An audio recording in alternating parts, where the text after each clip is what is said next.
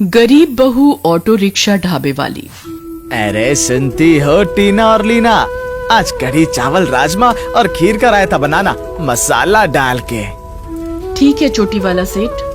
चोटी वाला सेठ के ये कहते ही टीना और लीना खाना बनाने में जुट जाती हैं और फिर ग्राहकों के आने का समय हो जाता है। ग्राहक खाना खाने के लिए आने लगते हैं। चोटी वाला सेठ खाना मिलेगा क्या? मिलेगा मिलेगा, जरूर मिलेगा मसाला डाल के। आप तशरीफ तो रखिए। चोटी वाला सेठ ये कह ही रहा होता है कि तभी वहाँ गणेशी अपने ऑटो रिक्शा में सवार होकर आता है। उसे देखते ही चोटी वाला सेठ खुश होते हुए कहता है, वेलकम वेलकम, आओ तुम्हारा हार्दिक वेलकम है मसाला डाल के। आज तो हमारी बहन टीना ने कढ़ी चावल राजमा बनाया है ना सेठ, मसाला डाल के। हाँ बिल्कुल बनाया है मसाला डाल के। एक दिन चोटी वाला सेठ टीना और लीना को उनका वेतन दे रहा होता है तो अचानक लीना उस पर गुस्सा दिखाते हुए कहती है, आपने इस टीना को मुझसे ज्यादा पैसा क्यों दिया चोटी वाला सेठ? क्योंकि ये तुमसे ज्यादा जायकेदार खाना बनाती है मसाला डाल के। ये सुनकर लीना चुप हो जाती है और उसके मन में टीना के लिए जलन पैदा हो जाती है। वो मन ही मन कहती है, सब इस टीना की बनाई कढ़ी चावल और राजमा की बड़ाई करते हैं और ये चोटी वाला भी इसको मुझसे ज्यादा वेतन देता है। कुछ न कुछ तो करना ही पड़ेगा मसाला डाल के। टीना अपनी सास शारदा और 9 साल की बीमार बेटी अंकिता के साथ रहती थी। उसकी बेटी अंकिता को अक्सर दौरे पड़ते रहते थे और उसका इलाज चल रहा था।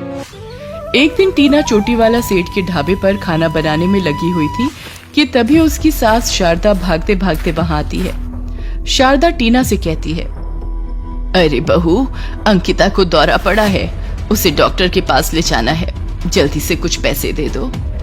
ये सुनकर टीना परेशान हो जाती है और चोटी वाला सेठ को अपनी परेशानी बताती है, मगर चोटी वाला सेठ उसे पैसे देने से साफ मना कर देता है। मैं तुमको वेतन दे सकता हूँ, एडवांस में पैसा बिल्कुल नहीं दे सकता। मसाला डाल के, मेरे पास काम करना है तो करो वरना घर जाओ मसाला डाल के। ये सुनकर टीना की जुबान पर ताला लग जाता है, मगर लीना के दिमाग का ताला खुल जाता है। कुछ देर बाद चोटी वाला सेठ किसी काम से बाहर जाता है तो लीना मौका देखकर ढाबे के गल्ले पर झट से हाथ साफ कर लेती है। फिर कुछ देर बाद चोटी वाला सेठ वापस आता है तो खाली गल्ला देखकर चौंक जाता है। पैसा कहाँ गया मसाला डाल के? गल्ले का सफाया किसने किया मसाला डाल के? ये कहकर चोटी वाला सेठ टीना और लीना को आवाज देता है, टीना, लीना, अरे जल्दी से इधर आओ मसाला डाल के, यहाँ बहुत बड़ा घोटाला हो गया है। टीना और लीना भागते हुए चोटी वाला सेठ के पास आती हैं। उन्हें देखते ही चोटी वाला सेठ उन पर गुस्सा दिखाते हुए कहता है, हमारे गल्ले पर तुम में से किसने हाथ सफा किया मसाला डाल के? जिसको पैसा की जरूरत थी वही करेगी। इस टीना ने गल्ले से पैसा उड़ाया है चोटी वाला सेठ। क्या तुम देखा मसाला डाल के?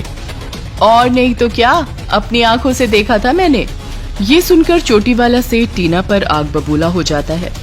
तुम अभी का अभी मेरे ढाबे से निकल जा चोरनी, अब मैं तुझे काम पर नहीं रख सकता मसाला डाल के। पर चोटी वाला सेठ, मैंने चोरी नहीं की, ये लीना मुझ पर झूठा इल्जाम लगा रही है। ये कहकर टीना चोटी वाला सेठ को बहुत समझाने की कोशिश करती है, मगर वो टीना को धक्के मारकर ढाबे से बाहर कर देता है। टीना जाते जाते चोटी वाला सेठ से कहती है, देखना तू एक दिन बहुत पछताएगा चोटी वाला सेठ। चुप कर चोरनी कहेगी, भाग यहाँ से वरना तुझे पुलिस के हवाले कर दूंगा मसाला डाल के। ढाबे से काम छूट जाने पर टीना पर परेशानियों का बोझ पड़ जाता है। डॉक्टर उसकी बेटी अंकिता की हालत देखकर कहता है, देखिए टीना जी, आपकी बच्ची को कुछ दिन के लिए अस्पताल में भर्ती करना पड़ेगा। जब तक इसकी हालत में सुधार नहीं आता ऐसा करना बहुत जरूरी है। ठीक है डॉक्टर साहब, मैं पैसे का कुछ इंतजाम कर लेती हूँ। अब टीना बेटी का इलाज कराने के लिए पैसे का इंतजाम करने के लिए दिन रात एक कर देती है, मगर उसे कहीं से भी पैसा नहीं मिलता। तभी एक दिन उसका भाई गणेशी उसके लिए उम्मीद की एक नई किरण बनकर आता है। गणेशी उसके घर के सामने अपना ऑटो रिक्शा खड़ा करके उसके पास आकर कहता है, टीना बहन, मैं कुछ दिनों के लिए गांव जा रहा हूँ। फिर तुम्हारे इस ऑटो रिक्शा का क्या होगा भैया? सोचता हूँ कि इसे गांव जाने से पहले बेच देता हूँ।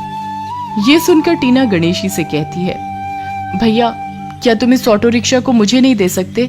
मैं इसमें अपना छोटा मोटा ढाबा चला लूंगी। ऑटो रिक्शा में ढाबा? ख्याल तो अच्छा है, अगर तुम यही चाहती हो तो रख लो। इस तरह गणेशी अपना ऑटो रिक्शा टीना को देकर अपने गांव चला जाता है और टीना अपने सोने के कुछ गहने बेचकर ऑटो रिक्शा में ढाबा बना लेती है। क्यों माँ जी, कैसा लगा हमारा चलता फिरता ढाबा? बहुत ही अच्छा है बेटी, ईश्वर तुम्हें तरक्की दे। अब तो ईश्वर का ही भरोसा है माँ जी।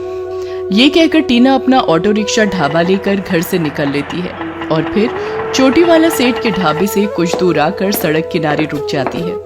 वहाँ के कुछ लोग पहले से ही टीना को जानते थे और उनको टीना का बनाया खाना बहुत पसंद था, इसलिए टीना के वहाँ खड़े होते ही उसका ढाबा चलने लगता है।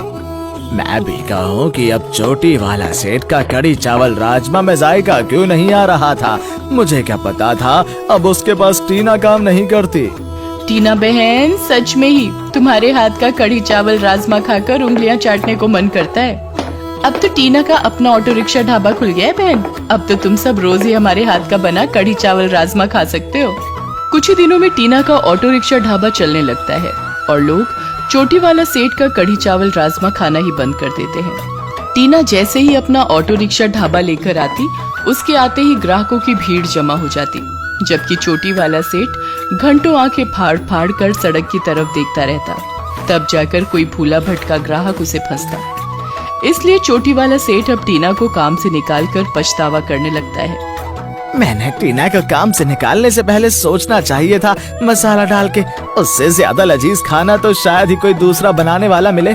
धीरे धीरे टीना का ऑटो रिक्शा ढाबा और अधिक अच्छा चलने लगता है और उसके पास पैसा बरसने लगता है। पैसा आते ही वो 1 से 2 और 2 से पूरे 4 ऑटो रिक्शा ढाबे तैयार करके उन पर नौकर रख लेती है और उन्हें शहर के अलग अलग स्थानों पर खड़ा करने लगती है। इस तरह उसकी आमदनी चौगुनी हो जाती है। उधर चोटी वाला सेठ का धंधा बंद होने की कगार पर पहुंच जाता है, इसीलिए वो टीना के पास जाकर कहता है, ए टीना, तुम अपना मोबाइल ढाबा कहीं और जगह लेकर रखो ना, यहाँ मेरा ढाबा डिस्टर्ब होता है मसाला डाल के। क्यों चोटी वाला सेठ, मेरा ऑटो रिक्शा ढाबा जिस सड़क पर खड़ा है वो सड़क तेरे बाप की है क्या? वो तेरे बाप का भी नहीं है मसाला डाल के। मैं तो बस तुझे समझा रहा हूँ, मान जाओगी तो तुम्हारा ही भला होगा, वरना पछताओगी मसाला डाल के। चोटी वाला सेठ ये कहकर वहाँ से चला जाता है और फिर कुछ दिन बाद वो गांव के एक नामी गुंडे से मिलता है और उससे अपनी समस्या का समाधान करने को कहता है। देख लो शेरा, अगर तुम हमारा ही काम कर दोगे तो हम तुमको पूरा 1 खोखा देंगे मसाला डाल के। तेरा ये काम आज ही हो जाएगा चोटी वाला सेठ। ये कहकर शेरा अपने आदमियों से कहता है, चलो बे गाड़ी तैयार करो, हमें उस कड़ी चावल राजमा वाले के ऑटो रिक्शा ढाबे की बैंड बजा कर आनी है। उसके कहते ही गाड़ी तैयार हो जाती है और फिर शेरा अपने आदमियों के साथ टीना के ऑटो रिक्शा ढाबे पर पहुंचकर उसे धमकी देते हुए कहता है, ए ओ टीना वीना, क्या नाम है तेरा? अपने इस ऑटो रिक्शा की चोटी वाला सेठ से ढाबे से दूर लेकर जा, समझी?